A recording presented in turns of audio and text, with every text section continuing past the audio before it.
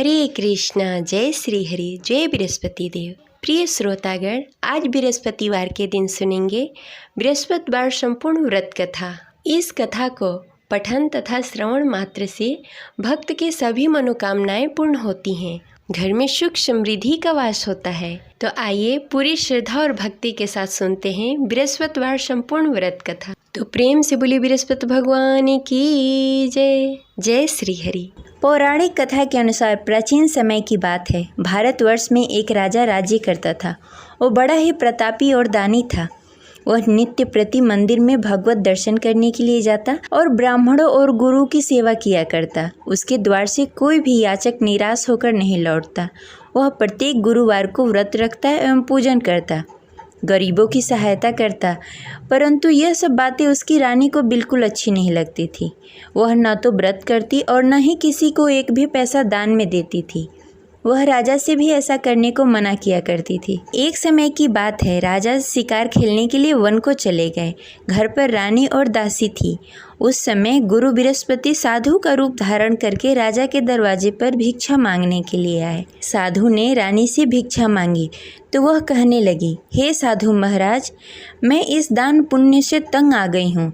इस कार्य के लिए तो मेरे पति ही बहुत हैं। अब आप ऐसी कृपा करें कि सारा धन नष्ट हो जाए तथा मैं आराम से रह सकूं। साधु रूपी बृहस्पति देव ने कहा, हे देवी, तुम तो बड़ी ही विचित्र हो। संतान और धन से कोई दुखी नहीं होता, इसको सभी चाहते हैं। पापी भी धन और पुत्र की इच्छा करता है। अगर तुम्हारे पास धन अधिक है तो भूखे मनुष्यों को भोजन करवाओ, प्याव लगवाओ, ब्राह्मणों को दान दो, धर्मशाला बनवाओ, कुआं, तालाब, बावड़ी, बाग, बगीचे आदि का निर्माण कराओ तथा निर्धन कुंवारी कन्याओं का विवाह करवाओ।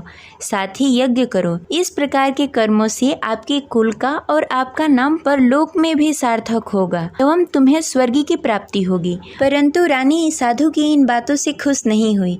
उसने कहा, हे साधु महाराज, मुझे ऐसी धन की आवश्यकता नहीं है जिसे मैं अन्य लोगों को दान में देती फिरूं, जिसको रखने और संभालने में भी मेरा सारा वक्त निकल जाए।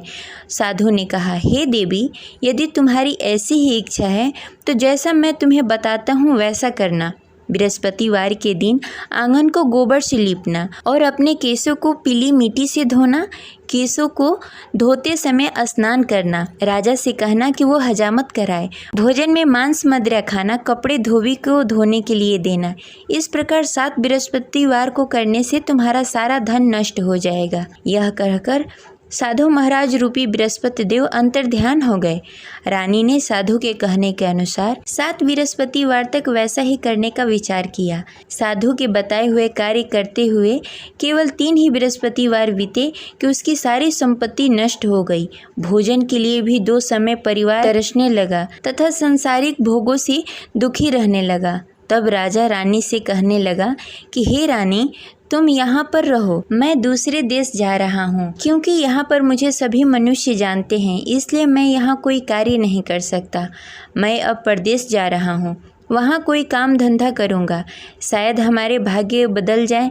ऐसा कहकर राजा परदेश को चला गया। वो वहाँ जंगल से लकड़ियाँ काट कर लाता और शहर में बेचता। इस तरह जीवन व्यतीत करने लगा। इधर राजा के बिना रानी और दासी दुखी रहने लगी। किसी दिन भोजन मिलता और किसी दिन जल पीकर ही रहना पड़ता। एक दिन रानी और दासी को भोजन किए बिना 7 दिन व्यतीत हो गए। तो रानी ने अपनी दासी से कहा, हे दासी, यहाँ पास के नगर में मेरी बहन रहती है। वह बड़ी ही धनवान है। तुम उसके पास जाओ और वहाँ से 5 सेर बेजल मांग के लाओ, जिससे कुछ समय के लिए गुजारा हो जाएगा। दासी रानी की बहन के पास गई। रानी की बहन उस समय पूजा कर रही थी। बृहस्पतिवार का दिन था। दासी ने रानी की बहन से कहा, हे रानी, मुझे आपकी बहन ने भेजा है, मुझे 5 सेर बेजल दे दो। दासी ने यह बात अनेक बार कही, परंतु रानी की बहन ने कोई उत्तर नहीं दिया, क्योंकि वह उस समय बृहस्पतिवार का कथा सुन रही थी। जब दासी को रानी की बहन की कोई उत्तर नहीं मिला तो वह बहुत ही दुखी हुई। उसे क्रोध भी आया। वह लौटकर रानी से बोली, हे रानी, आपकी बहन बहुत ही घमंडी है। वह छोटे लोगों से बात नहीं करती। मैंने उससे कहा, उसने कोई उत्तर नहीं दिया। मैं वापस चली आई। रानी बोली, हे दासी, उसमें उसकी कोई गलती नहीं है। जब बुरे दिन आते हैं तब कोई असहारा नहीं देता। अच्छे बुरे का पता विपत्ति में ही लगता है। जो ईश्वर की इच्छा होगी वही होगा। यह सब हमारे भाग्य का दोष है। उधर रानी की बहन ने सोचा कि मेरी बहन की दासी आई हुई थी, परंतु मैं उससे नहीं बोली, इससे वह बहुत दुखी हुई होगी। अतः कथा सुन बृहस्पति भगवान का पूजन समाप्त करके अपनी बहन के घर गई और कहने लगी, हे बहन, मैं बृहस्पतिवार का व्रत कर रही थी। तुम्हारी दासी हमारे घर आई थी, परंतु जब तक हम कथा सुनते हैं तब तक हम लोग न उठते हैं और न किसी से बातें करते हैं, इसलिए मैं नहीं बोली। कहो दासी क्यों गई थी? रानी बोली, बहन, हमारे घर अनाज नहीं था। वैसे तुमसे कोई बात छिपी नहीं है, इस कारण मैंने दासी को तुम्हारे पास 5 सर बेझल के लिए भेजा था। रानी की बहन बोली, बहन देखो, बृहस्पति भगवान सबकी मनोकामनाएं पूर्ण करते हैं। देखो शायद तुम्हारे घर में कहीं अनाज रखा हो। यह सुनकर दासी घर के अंदर गई। वहाँ से उसे एक घड़ा बेझल का भरा हुआ मिल गया। उसे बड़ी हैरानी हुई क्योंकि उसके एक एक बर्तन देख लिया था। उसने बाहर आकर रानी को बताया। दासी अपने रानी से कहने लगी, हे रानी, देखो, वैसे हमको जब अन्न नहीं मिलता तो हम रोज ही व्रत करते। अगर इनसे इस व्रत की विधि और कथा पूछ ली जाए तो हम भी इस व्रत को किया करेंगे। दासी के कहने पर रानी ने अपनी बहन से बृहस्पतिवार के व्रत के बारे में पूछा।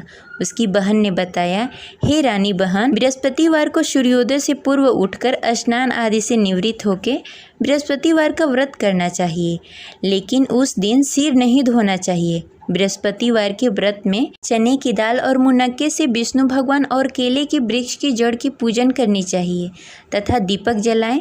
उस दिन एक ही समय भोजन करें। भोजन पीले खाद्य पदार्थ का करें तथा कथा सुनें। इस प्रकार करने से गुरु भगवान प्रसन्न होते हैं और अन्न पुत्र धन देते हैं। इस प्रकार व्रत और पूजन की विधि बताकर रानी की बहन अपने घर को लौट गई।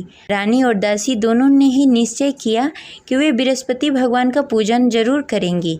7 दिन बाद जब बृहस्पतिवार आया तो दोनों ने व्रत रखा। घुड़सार में जाकर चना और गुड़ बीन लाई तथा उसकी दाल से केले की जड़ में विष्णु भगवान का पूजन किया। अब भोजन कहाँ से आए? दोनों बड़ी ही दुखी हुई, परंतु उन्होंने व्रत किया था, इस कारण बृहस्पति देव भगवान प्रसन्न थे। वे एक साधारण व्यक्ति के रूप में 2 थालों में सुंदर पीला भोजन लेकर आए और दासी को देकर बोले, हे दासी, यह भोजन तुम्हारे और रानी के लिए है, तुम दोनों करना। दासी भोजन पाकर बड़ी ही प्रसन्न हुई और रानी से बोली, रानी जी, भोजन कर लो।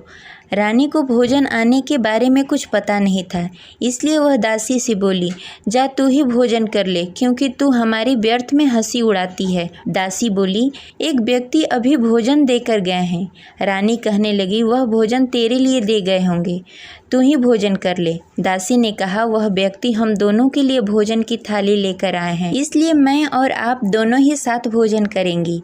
फिर दोनों ने गुरु भगवान का नमस्कार किया और भोजन प्रारंभ किया। उसके बाद से वे प्रत्येक बृहस्पतिवार को गुरु भगवान का व्रत और पूजन करने लगी। बृहस्पति भगवान की कृपा से उसके पास धन हो गया, परंतु रानी फिर पहले की तरह आलस्य करने लगी। तब दासी बोली, देखो रानी, तुम पहले भी इस प्रकार का आलस करती थी। तुम्हें धन को रखने में कष्ट होता था, इस कारण सभी धन नष्ट हो गए। अब गुरु भगवान की कृपा से धन मिला है तो फिर तुम्हें आलस्य होता है। बड़ी मुसीबतों के बाद हमने यह धन पाया है, इसलिए हमें दान पुण्य करना चाहिए। तुम भूखे मनुष्यों को भोजन कराओ, प्याव लगवाओ, ब्राह्मणों को दान दो, कुआं, तालाब, बावड़ी आदि का निर्माण कराओ, मंदिर पाठशाला बनवाओ, दान दो, कुंवारी कन्याओं का विवाह करवाओ। धन को शुभ कार्यों में खर्च करो, जिससे तुम्हारे कुल और यश बढ़े तथा स्वर्ग की प्राप्ति हो और पितृ प्रसन्न हो। दासी की इन बातों को मानकर रानी ने इसी प्रकार का कार्य करना प्रारंभ कर दिया, जिससे उसका काफ़ी यश फैलने लगा। एक दिन रानी और दासी आपस में विचार करने लगी, न जाने राजा किस दशा में होंगे, उनकी कोई खोज खबर नहीं है। गुरु भगवान से उन्होंने प्रार्थना की और भगवान ने रात्रि में राजा को स्वप्न में कहा, हे राजा, उठ, तेरी रानी तुझे याद करती है, अब अपने देश को लौट जा। राजा प्रातःकाल उठकर जंगल से लकड़ियाँ काटकर लाने के लिए जंगल की ओर चल पड़ा।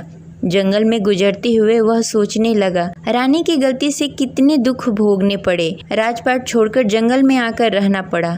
जंगल में लकड़ियां काटकर उन्हें बेचकर गुजारा करना पड़ा। उसी समय उस जंगल में बृहस्पति देव साधु के रूप में प्रकट हुए और राजा से पूछने लगे, हे लकड़हारे, तू इस सुनसान जंगल में किस चिंता में बैठा है, मुझे बताओ। यह सुनकर राजा के नेत्रों में जल भर आया और साधु की वंदना कर बोला, हे प्रभु, आप सब कुछ जानते हैं। इतना कहकर राजा ने साधु को अपनी संपूर्ण कहानी सुनाई। महात्मा तो स्वभाव से ही दयालु होते हैं। वे राजा से बोले, हे राजा, तुम्हारी रानी ने बृहस्पति देव के प्रति अपराध किया था, जिसके कारण तुम्हारी यह दशा हुई। अब तुम किसी प्रकार की चिंता मत करो, भगवान तुम्हें पहले से भी अधिक धन देंगे।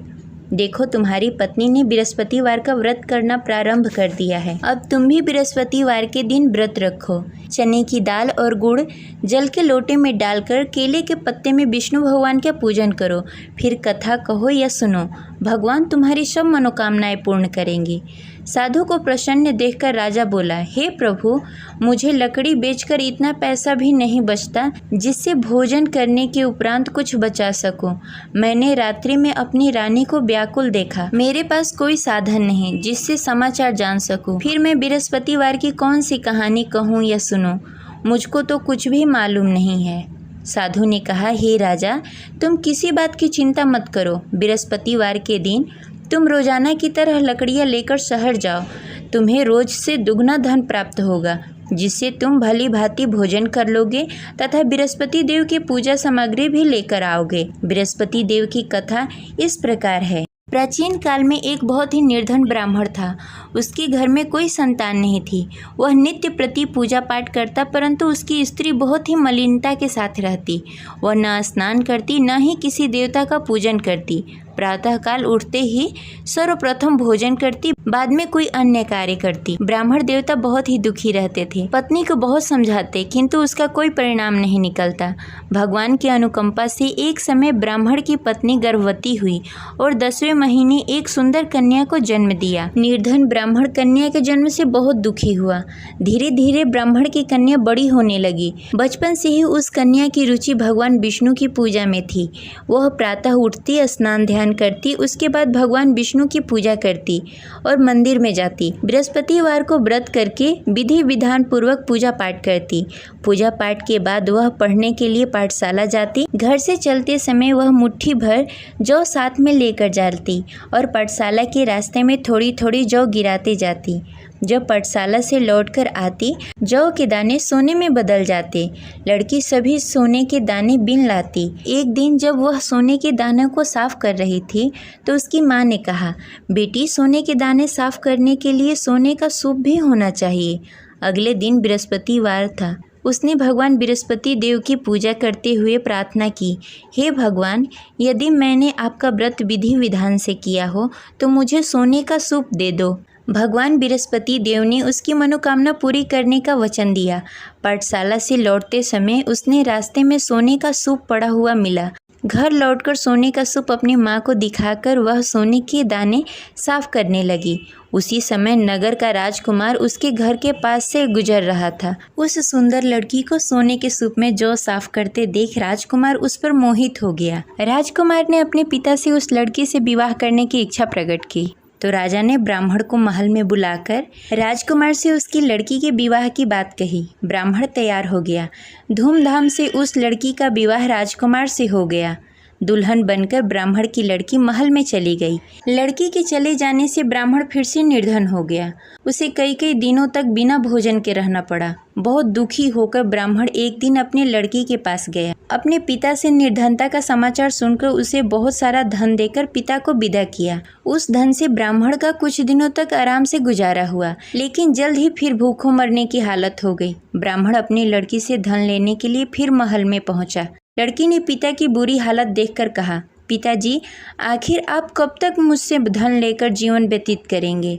आप कोई ऐसा उपाय क्यों नहीं करते जिससे आपका घर धन धान से भर जाए? ब्राह्मण ने कहा, मैंने तेरी माँ को बहुत समझाने की कोशिश की, पर उसकी समझ में कुछ नहीं आता। उसकी फुहड़ता नष्ट हो तब तो घर की निर्धनता दूर हो।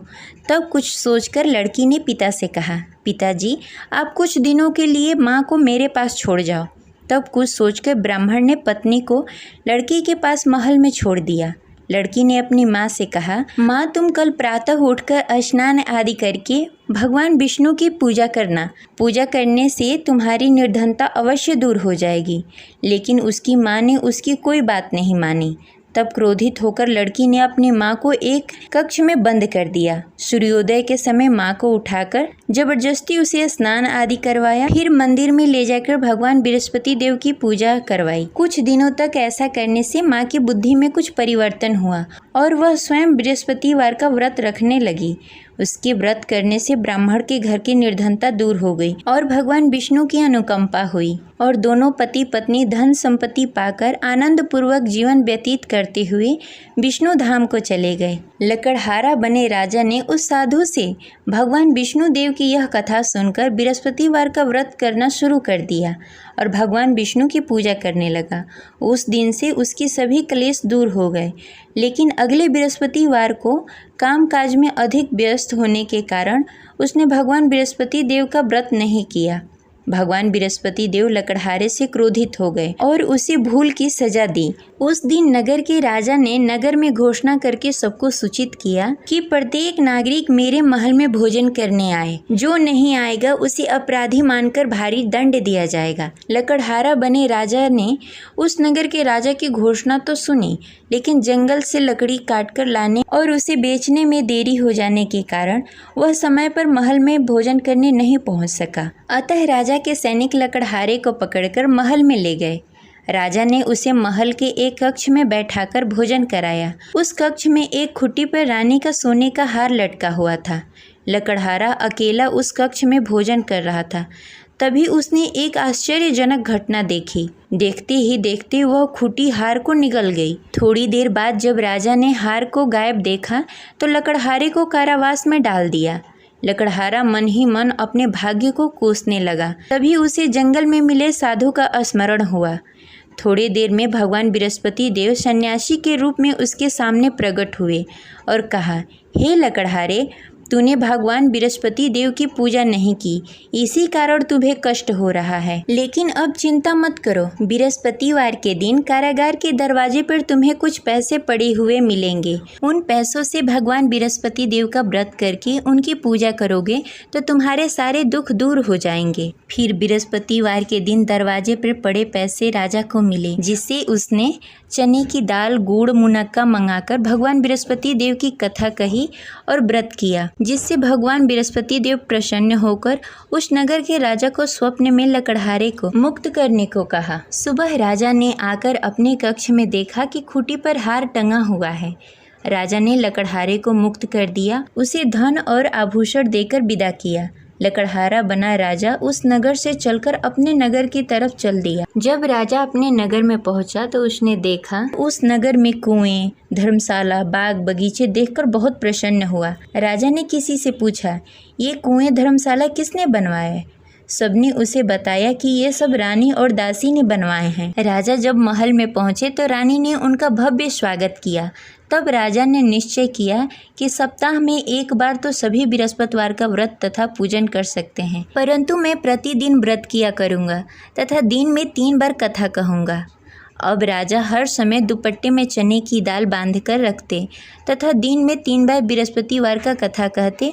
कुछ दिनों के बाद राजा को अपनी बहन की याद आई। एक दिन घोड़े पर सवार होकर राजा अपनी बहन से मिलने के लिए चल दिया।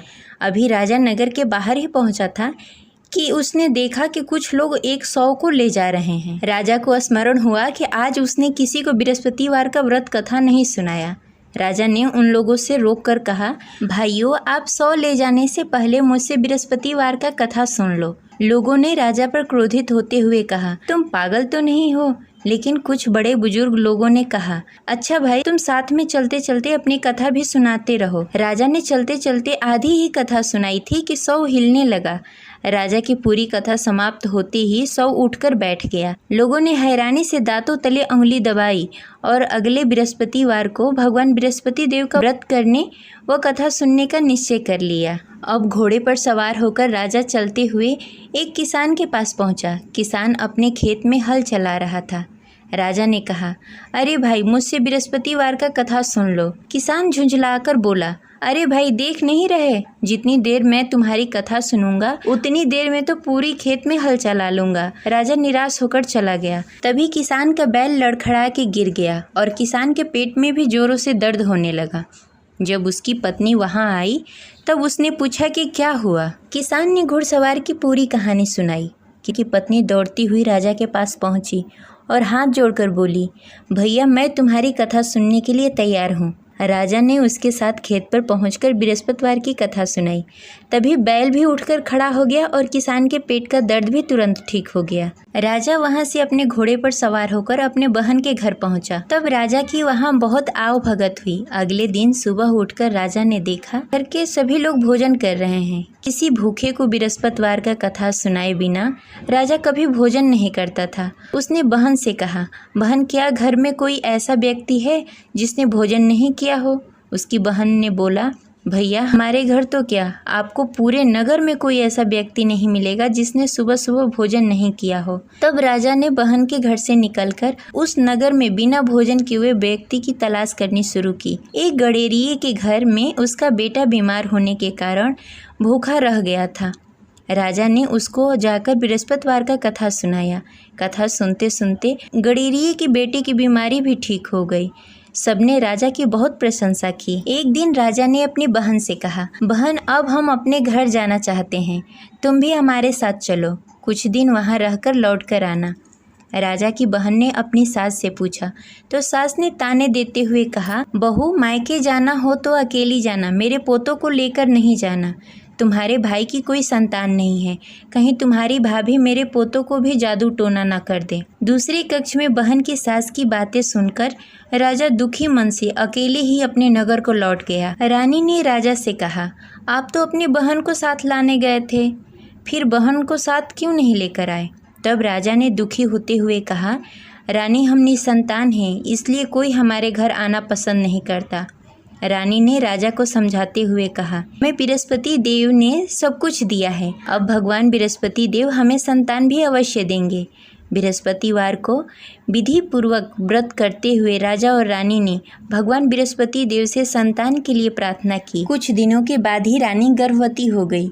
10वें महीने रानी ने एक सुंदर बालक को जन्म दिया। राजा रानी जीवन प्रयत्न बृहस्पतिवार का व्रत करते रहे। उनके घर में धन्य धान्य की वर्षा होती रही। इस तरह अनंत पूरक जीवन यापन करते हुए राजा रानी भगवान बृहस्पति देव की अनुकंपा से मोक्ष को प्राप्त हो गए। बृहस्पतिवार को विधि पूर्वक व्रत करके जो स्त्री पुरुष भगवान विष्णु की पूजा करते हैं उनकी सभी मनोकामनाएं पूर्ण होती है। जय बृहस्पति देव।